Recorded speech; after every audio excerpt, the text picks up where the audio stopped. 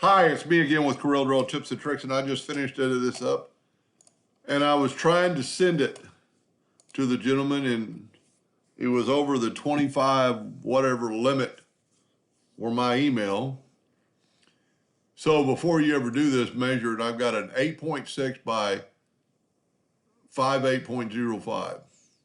That's my measurement of both these because they're identical. Well, let's try this. Let's select them all and reduce them by 50%. And then tell the customer, or tell me, if you ever send me a file that's too big, tell me you reduced it by 50%.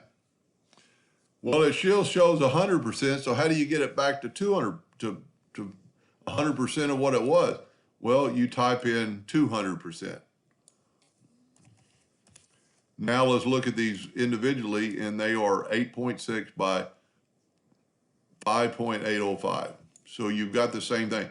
You could reduce it by, 25%.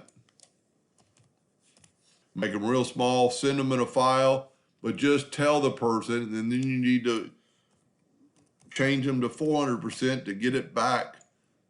I have a lot of trouble people trying to send me files that are too big, and I've tried to find them, and so this is kind of like a new way to reduce that file, and then take everything off the page that you don't need and hit your F4 to make sure there's nothing else on your page when you're trying to send it.